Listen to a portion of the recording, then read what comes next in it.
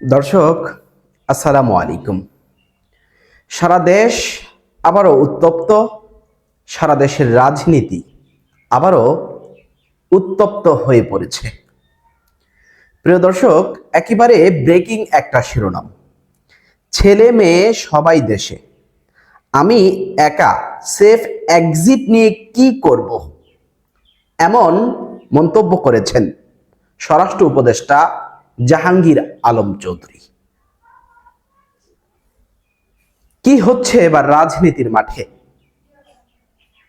কি হতে যাচ্ছে এবার অন্তর্বর্তীকালীন সরকারের উপদেষ্টাদের কপালে?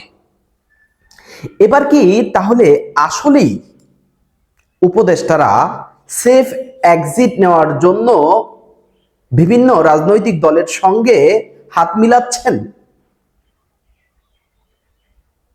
কি এমন কাজ করেছেন উপদেষ্টাদের সেফ এক্সিট নিতে হবে? মানে স্বরাষ্ট্র উপদেষ্টার কথাই বোঝা যাচ্ছে তারা সেফ এক্সিট নেওয়ার জন্য তারা বিভিন্ন রাস্তা খোঁজা শুরু করে দিয়েছে। অর্থাৎ যদি গ্রাম্য ভাষায় বলতে চাই তাহলে বলতে পারি উপদেষ্টারা পালানোর জন্য বিভিন্ন রাস্তা খোঁজা শুরু করে দিয়েছে। তাহলে জনগণের মধ্যে কিন্তু প্রশ্ন জাগবেই, উপদেষ্টারা দুর্নীতির সঙ্গে জড়িত, উপদেষ্টারা অর্থ পাচারের সঙ্গে জড়িত। এটা কিন্তু স্বাভাবিক। দেখেন, আজকে স্বরাষ্ট্র উপদেষ্টা গণমাধ্যম কর্মীদের সামনে সরাসরি বলছেন, ছেলে মেয়ে সবাই দেশে, একা সেফ এক্সিট নিয়ে কি করব। তিনি বলছেন একা সেফ এক্সিট নিয়ে কি করব, মানে সেফ এক্সিট চাচ্ছে। আমি একটু খবরটা পড়ছি। জাতীয় নাগরিক পার্টি এনসিপির আহ্বায়ক নাহিদ ইসলামের এক সাক্ষাৎকারে উঠে এসেছে অন্তর্বর্তী সরকারের উপদেষ্টাদের সেফ এক্সিট প্রসঙ্গ। এটা সত্য। এরপর থেকেই সেফ এক্সিট প্রসঙ্গে প্রশ্নের সম্মুখীন হচ্ছেন উপদেষ্টারা। উপদেষ্টাদের কেউ কেউ নাহিদ ইসলামকে এই বক্তব্য স্পষ্ট করার আহ্বান জানিয়েছেন। তবে এবার স্বরাষ্ট্র উপদেষ্টা জাহাঙ্গীর আলম চৌধুরী বলেছেন, আমার ছেলে মেয়ে সবাই দেশে, আমি একা সেফ এক্সিট নিয়ে কি করব। আজ রবিবার সচিবালয়ে আইন শৃঙ্খলা সংক্রান্ত কোর কমিটির সভা শেষে সাংবাদিকদের এক প্রশ্নের জবাবে তিনি এসব কথা বলেন। অর্থাৎ সাংবাদিক প্রশ্ন করেছেন, আপনি সেফ এক্সিট চান কিনা।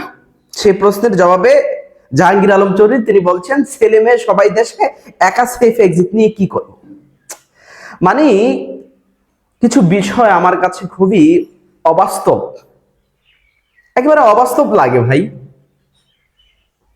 আপনারা একটা ইন্টারিম গভর্নমেন্ট, আপনারা কেন সেফ এক্সিট খুঁজবেন? আপনারা কেন পালানের পথ খুঁজবেন ভাই? আপনারা এসেছেন, আপনারা নির্বাচন দেন দ্রুত, আপনারা কেন 18 মাস, 16 মাস, 20 মাস, 2 বছর আপনাদের কেন থাকতে হবে? আপনারা কি নির্বাচিত সরকার? আপনারা কেন সেফ এক্সিট খুঁজবেন?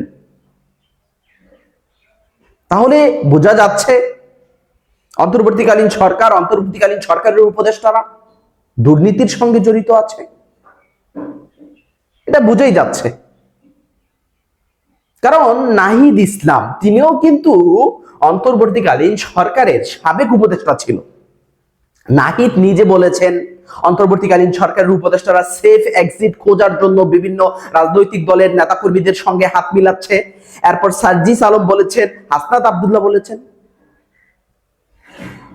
যারা আপনাদেরকে বসিয়েছেন তারাই এখন এই কথাগুলো বলা শুরু করে দিয়েছে। তার মানে সুস্পষ্ট, উপদেষ্টারা দুর্নীতির সঙ্গে জড়িত, উপদেষ্টারা অপকর্মর সঙ্গে জড়িত। কি হতে যাচ্ছে রাজনীতির মাঠে এবার? প্রিয় দর্শক, কি ভাবছেন আপনি?